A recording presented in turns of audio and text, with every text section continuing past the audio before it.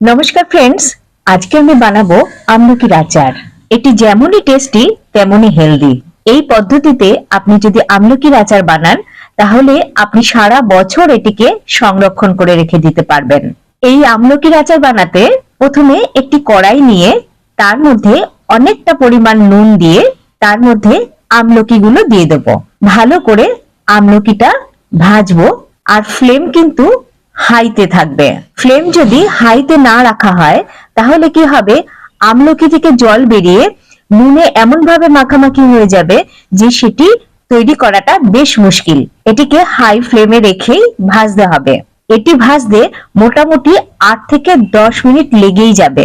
এটি ভাজতে ভাজতেই এর মধ্যে দিয়ে দেব বেশ 3-4টি রসুন। এটিও একই সাথে ভাজা হবে। রসুনটা একটু তাড়াতাড়ি ভাজা হয়ে যাবে।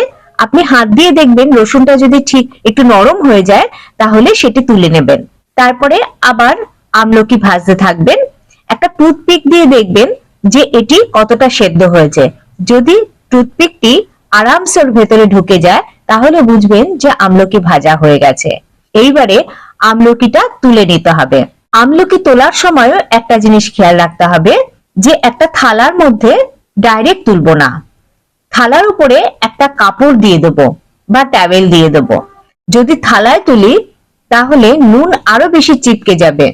এর জন্য এটি একটা কাপড়ের উপরে তুলতে হবে। তারপরে আমলকি আর রসুন থেকে যতটা সম্ভব নুন ঝেড়ে একটা ফ্রেশ জায়গা রাখলাম। এরপরে ওই নুনেই কয়েকটা কাঁচা লঙ্কা দিয়ে দেবো। যতটা পরিমাণ আপনি ঝাল খেতে পছন্দ করবেন সেই পরিমাণ কাঁচা লঙ্কা দেবেন।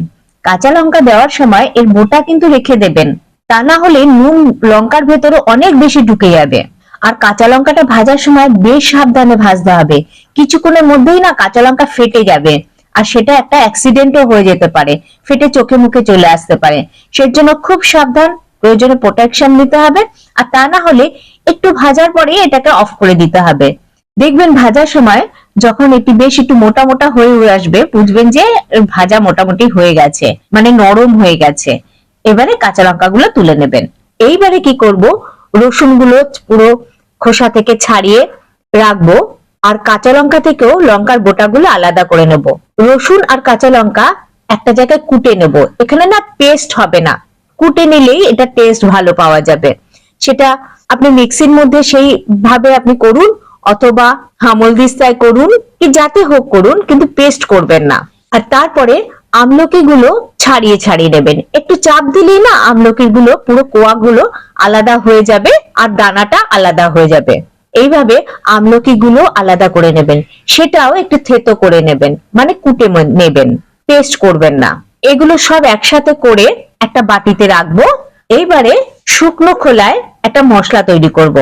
কি করব, 2 চামচ ধনে, 1 চামচ জিরে, একটু মেথি, 1 চামচ মৌরি, হাফ চামচ গোলমরিচ, একটু জোয়ান।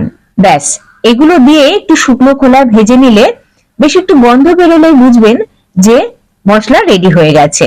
এবারে সেটিকে ঠান্ডা করে এটিকে ডাস্ট করে নেবেন। যে মশলাটা তৈরি করলাম ওই মশলাটা দিয়ে দেব ওই কুটে রাখা আমলকি, রসুন আর লঙ্কার মধ্যে। এইবারে সব একসাথে মেখে নেব। এইবারে একটি কড়াইতে বেশ অনেকটা 1 কাপ পরিমাণ আমি তেল দিয়েছি। চাইলে আরেকটু বেশিও দিতে পারেন, যেহেতু আমি তেলটা একটু কম খাবো এর জন্য 1 কাপ পরিমাণ তেল দিয়েছি। তেলটা বেশ গরম হলে সেটিকে অফ করে দেব। সেই গরম থাকতে থাকতেই ওই তেলের মধ্যে দিয়ে দেবো কালো জিরে একটু, আর হলুদ, হিং আর কাশ্মীরি লঙ্কা গুঁড়ো। ব্যাস, তৈরি হয়ে গেল তেল। এইবারে কি করব, যে মশলা দিয়ে আমলকি গুলো মেখে রেখেছিলাম তার মধ্যে ওই তেলটি দিয়ে দেবো, দিয়ে আবার ভালো করে একটু মেখে নেব।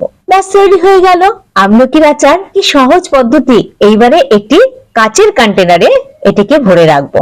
এটি ভরার সময় বা পুরো প্রসেস করার সময় কিন্তু একটুও জল ব্যবহার হবে না।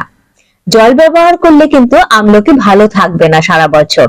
তাই যে কন্টেনারে রাখবো সেই কন্টেনারটিও জানি একদম কোনো রকম জল না থাকে। আর একটু তেল ওটার মধ্যে দিয়ে দেবো, ওই গরম তেলের কিছুটা। তেলটি দিয়ে সারা কন্টেনার, মানে আমি কাচের বয়ামে রেখেছি, সেই কাচের বয়ামে তেলটি মাখিয়ে নেব। তারপরে আমলকি এর মধ্যে রেখে দেবো। ব্যাস, তৈরি হয়ে গেল। সারা বছর রেখে দিন, আর একটু একটু বের করে আপনারা খাওয়ার সময় ব্যবহার করুন। দারুণ খেতে হয়। কেমন লাগলো এই রেসিপিটি? এইরকমই ভালো ভালো রেসিপি পেতে আমার চ্যানেলকে সাবস্ক্রাইব করে দিন। ভালো থাকবেন, সুস্থ থাকবেন। আজকের মতো টাটা।